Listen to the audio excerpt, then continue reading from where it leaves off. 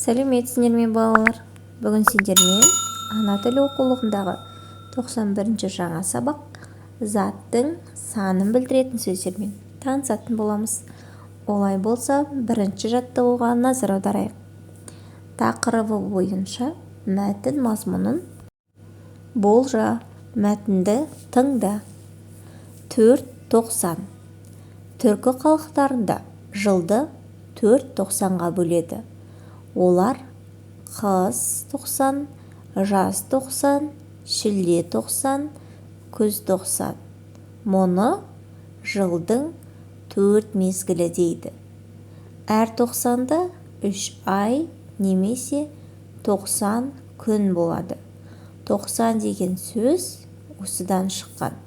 7 қазына жинағынан алынған. Балалар, мәтін неліктен 4-90 деп аталған? Өйткені түркі халықтарында жылды 4-90-ға бөлген екен.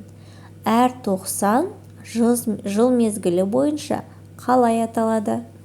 Олар қыс 90, жаз 90, шілде 90 және күз 90.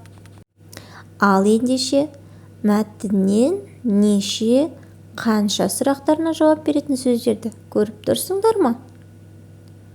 Дұрыс, бұл жерде 4-90. Қанша 90? 4-90. Неше мезгіл? 4 мезгіл.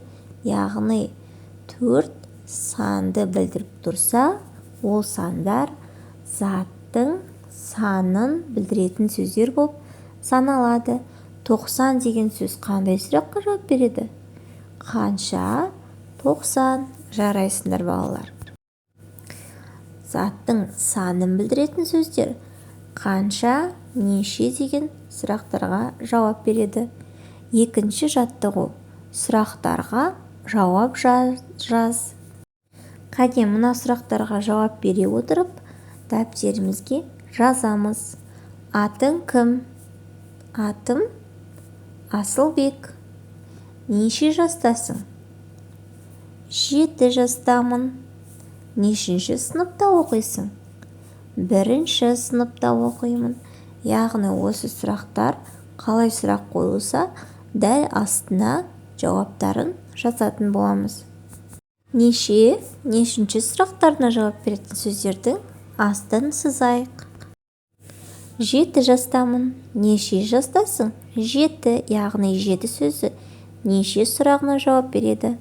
1-ші сыныпта оқимын. Нешінші сыныпта оқисың? 1-ші сыныпта оқимын. 1-ші сөзі нешінші деген сұраққа жауап беріп тұр екен. Олай болса, 1-ші және 7 сөздерінің астын сызып қоямыз. 3-ші жаттығу. Ребустарды шеш, шешуіндегі сөздерді қатыстырып, сөйлем құра. Мынау тұрған кеме және ешкі. Сонда бұл жерден 2 деген сан шығып тұр. Ал келесі ребусқа қарайық. Тоғыз, яғни бұл жерден 9 деген сан шығып тұр. Ал балалар, олай болса, қандай сөйлем құрасақ болады?